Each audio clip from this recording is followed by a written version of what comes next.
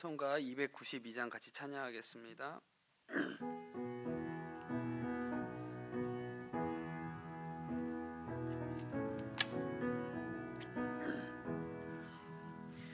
주 없이 살 수 없네 죄인의 구주여, 그 귀한 보배 피로 날 구속하도서.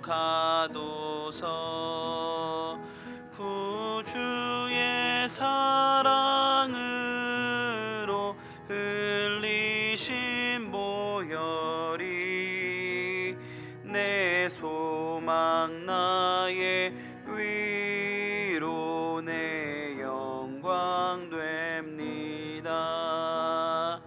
주 없이 살 수 없네 나 혼자 못 서리. 힘없고 부족하며 지혜도 없도다. 내 주는 나의 생명 또 나의 힘이라. 주님을 의지하여 지혜를 얻으리. 주 없이 살 수 없네 내 주는 아신다. 내 영의 마음의 소원을 주밖에 나의 마음 위 알아주리요. 내 마음 위로 하사 평온케 하시네. 주 없이 살 수 없네 세월이 흐르고 이 깊은 고독 속에 내 생명 끝나도 사나운 풍랑일 때 날 지켜주시니 내 곁에 계신 주님 늘 힘이 됩니다.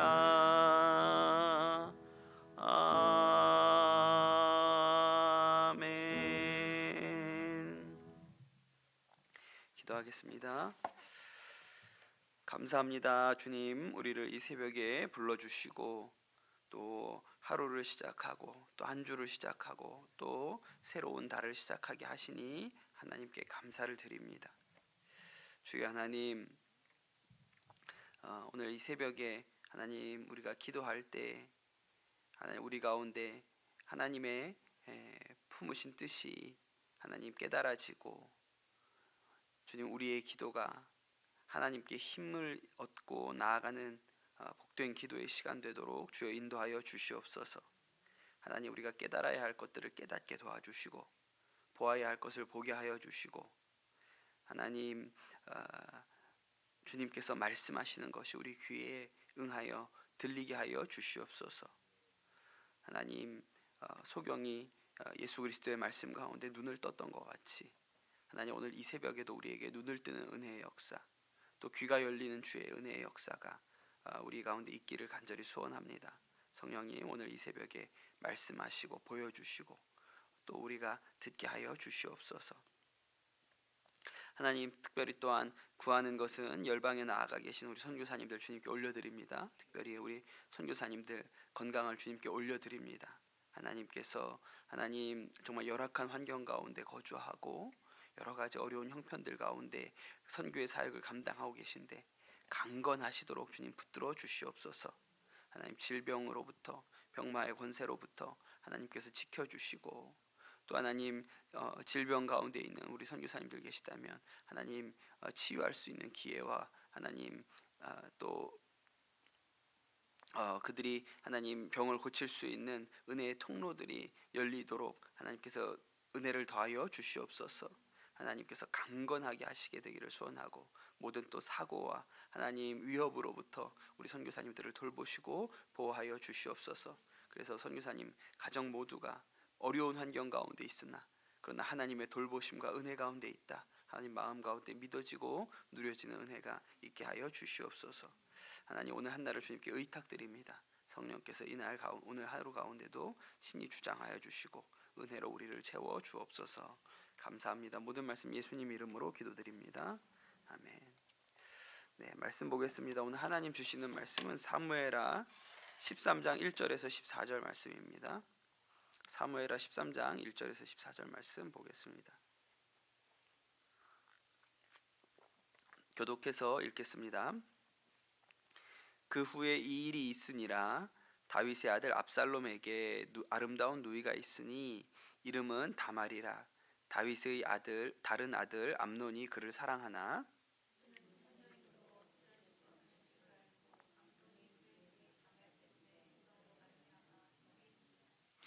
암논에게 요나답이라 하는 친구가 있으니 그는 다윗의 형 시므아의 아들이요 심히 간교한 자라.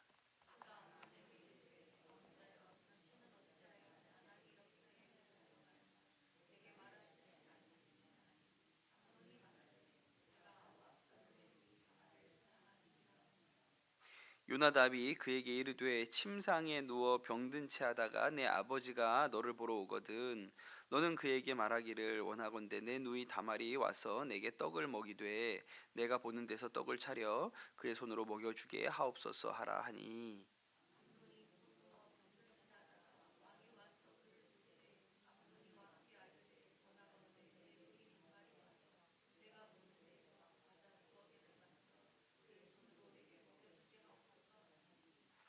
다윗이 사람을 그의 집에 보내 다말에게 이르되 이제 내 오라버니 암논의 집으로 가서 그를 위하여 음식을 차리라 한지라.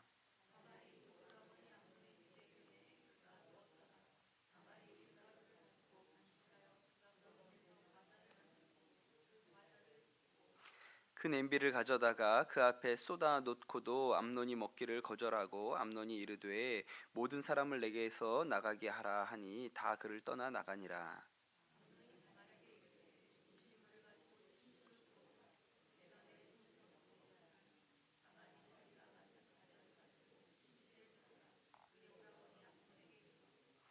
그에게 먹이려고 가까이 가지고 갈 때에 암논이 그를 붙잡고 그에게 이르되 나의 누이야 와서 나와 동침하자 하는지라.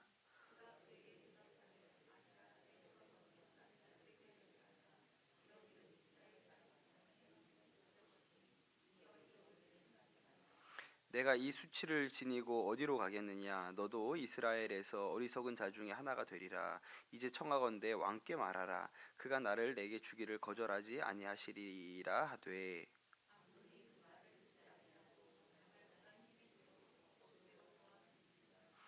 아멘. 하나님의 말씀입니다. 네.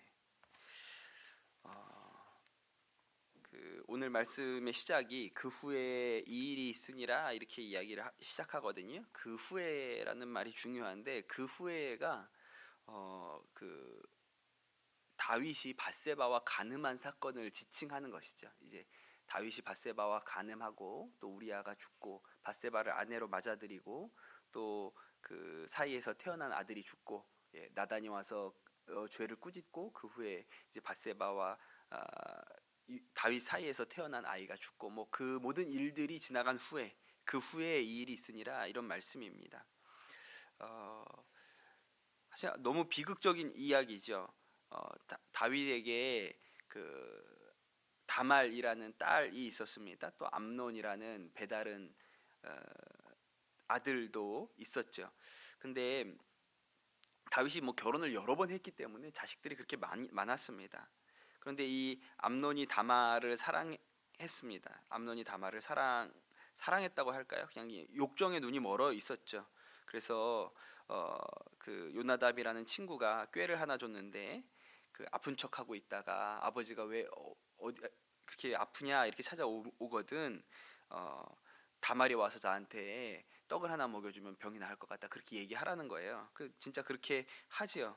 그때 이제 다말이 다윗 왕의 말을 듣고 이 암논의 병문안을 왔을 때 그가 그이 배다른 여동생을 강간하는 그런 일이 오늘 말씀 가운데 드러납니다. 너무나도 비극적인 일인데, 사실 오늘 이 말씀 자체도 굉장히 비극적인 말씀인데 엄청난 비극의 출발점이 되는 사건이에요. 오늘도 이 다말이라는 다윗의 딸이 뭐 이복 형제이긴 하지만 이복 형제에게 강간을 당하는 사건 자체도 너무 충격적이고 정말 진짜 비참하고 참담한 사건이죠. 그런데 이 일로 인해서 암논이 죽습니다. 압살롬이 이 일을 굉장히 분개히 여겼고, 그래서 압살롬이 이 암논을 살해하게 되죠. 그러니까 이제 이 형제간의 이 성적인 문제, 이 강간의 사건이 나중에는 이제 살인 사건으로 비화되는 것이고, 그 다음에 이 압살롬이 살인자가 되고 나서 도망가지요. 그리고 나서 한참을 다른 곳에 가서 살다가 다시 예루살렘으로 돌아오게 되는데, 압살롬의 마음이 완전히 다 이렇게 망가지고 나중에는 아버지에 대항해서 그가 반란을 일으키게 되죠. 그것 때문에 이제 다윗 왕이 쫓겨가게 되고 나라를 예루살렘을 버리고 쫓겨가게 되고, 또 압살롬이 나중에 이제 다윗의 군대와 전쟁을 하다가 압살롬이 거기서 이제 죽게 됩니다. 그리고 나서 다윗이 다시 예루살렘으로 돌아오게 되니까, 사실 오늘 말씀은 앞으로 일어나게 될 어마어마한 비극의 출발점이 되는 일이에요. 오늘 이 사건도 비극적이지만 앞으로 이 사건 이후에 벌어지게 될 일들이 얼마나 그 한 가정에 있어서, 또 한 가정을 뛰어넘어서 한 나라에 있어서 비극적인 일이 벌어지는지 모릅니다. 그런데 오늘 말씀을 가만히 읽어보면 이 비극에 다윗이 연루되어 있어요. 사실 다윗이 비극의 씨앗이 있기는 한데 다윗이 그 비극을 끊어낼 수 있을 상황이 있었습니다. 보면 암논이 그 요나답이라는 나쁜 놈이 이 암논한테 이야기를 하잖아요. 꾀를 하나 내잖아요. 다말을 너무 좋아한다 그러니까 네가 아픈 척하고 있으면 아버지 다윗이 올 거 아니야? 그러면 다윗 임금님한테 다말이 와가지고 떡 하나만 먹여주면 병이 나을 것 같다고 그렇게 얘기를 좀 해. 그렇게 얘기를 하죠. 그리고 실제로 다윗이 옵니다. 그리고 이게 그때 암논이 그 얘기를 하는 거예요. 제 생각에 총명한 아버지라면, 지혜가 있는 아버지라면 이 아들의 요구가 이상하다고 생각해야 돼요. 그렇지 않습니까? 다말이 먹여준 떡을 먹으면 병이 낫고 누가 먹여준 떡을 먹으면 병이 안 낫습니까? 근데 딱 콕 집어서 다말이 와가지고 떡을 하나 구워가지고 먹여주면 아버지 제 병이 날 것 같아요. 그러면 뒤통수를 때리면서 이거 꾀병이구만 이거, 정신 차려 이 녀석아, 이렇게 했으면 앞으로 일어나게 될 수많은 비극이 없을 수도 있었던 것이죠. 그런데 참 안타깝게도 다윗이 그 말대로 행합니다. 다말한테 사람을 보내가지고 다말아 가서 네 오라비 암논한테 가서 과자 하나 구워가지고 좀 먹여주고 오너라, 이렇게 얘기를 하거든요. 제가 볼 때는 오늘 1절에 나온 말씀이 있죠. 그 후에 이 일이 있으니라, 이렇게 하죠. 다윗이 밧세바와 간음하고 우리아를 죽인 그 사건 이후에 다윗이 가졌던 총기가 없어졌어요. 그러니까 분명히 회개를 했죠. 회개하고 나단 선지자 앞에도 회개하고, 또 그 일로 인해서 다윗과 밧세바 사이에서 태어난 아기가 죽기도 했죠. 그런데 그 후에 이 다윗이 큰 범죄를 짓고 난 후에 다윗이 가졌던 영민함과 하나님과 예민하게 소통하는 기능, 총기가 다 사라져 버렸어요. 그러니 사실은 이제 앞으로도 계속 비극이 계속되지 않습니까? 계속 이야기를 드렸는데 그 사이사이에 다윗이 정신 차리고 바르게 행동하였더라면 이 비극이 나중에 압살롬의 반란으로 이어질 만한 고리들을 끊어낼 수 있는 기회가 여러 번 옵니다. 여러 번 와요. 예를 들어서 압살롬이 도망가 있을 때 중간에 불러올 수 있는 기회도 있었고요. 또 압살롬이 예루살렘에 다시 허락을 받고 돌아왔을 때 다윗이 압살롬을 만나주지 않거든요. 그때만 만나줬더라도 이 압살롬이 이렇게 아버지에 대해서 분노하여 아버지를 대적하여 일어나는 일은 일어나지 않았을 수도 있어요. 그런데 오늘 말씀해 보니까 다윗이 총기가 없어요. 다윗이 그렇게 정말 하나님 앞에서 큰 범죄를 저지르고 난 후에 하나님의 영이 그에게서, 하나님이 버리신 것은 아니지만 하나님이 그에게 주었던 총기를 거두었는지 오늘 다윗이 행하는 일을 보면 딱 봐도 이상한데, 암논이 다윗 왕한테 요구하는 얘기가 딱 들어도 이게 뭔 소리야? 이렇게 이상한데 그냥 암논이 하라는 대로 그대로 가서 해서 딸이 그렇게 암논에게 강간을 당하는 그런 일의 빌미를 만들고 이후에 일어날 모든 비극의 전조를 막아내지 못했다는 것, 너무 안타까운 생각이 듭니다. 근데 여러분, 오늘 이 말씀이 우리에게 주시는 지혜가 있죠. 여러분, 우리 인생에 찾아오는 비극이 출발점이 이런 일일 수 있는 거예요. 우리가 하나님 앞에 정말 깨어 있어서 총기 있게 지혜 있게 하나님의 말씀대로 분별하여 행하지 못하는 어떤 일 하나가 우리 인생과 우리 가정과 우리 교회의 비극의 출발점이 될 수 있다는 것은 정말 두려운 일이 아닙니까? 나중에 지금 다윗은 오늘 말씀만 보면 다윗은 아무것도 모르고 행하고 있는 거죠. 근데 다윗이 나중에 그 모든 일이 벌어졌을 때 나중에 생각을 해보는 거예요. 이게 어디서부터 출발된 거지? 근데 번뜩 생각나기를, 야, 그때 내가 다말한테 가가지고 암논 그 과자 구워주라고 내가 얘기했지, 그때부터 일이 어그러졌구나 라고 깨닫게 되면 이게 얼마나 통탄할 노릇입니까? 그러니 여러분, 우리가 오늘 말씀 읽으면서 하나님, 저에게 지혜를 거두지 마십시오. 선한 일과 악한 일을 분별할 수 있는 지혜가 제 안에 머물기를 원합니다. 다윗이 악한 일을 벌이고 그가 죄에 넘어지고 나니까 선과 악을 분별할 수 있는 총기가 사라져 버렸어요. 그런데 그 일이 가정 안에 얼마나 두렵고 어려운 일로 일어납니까?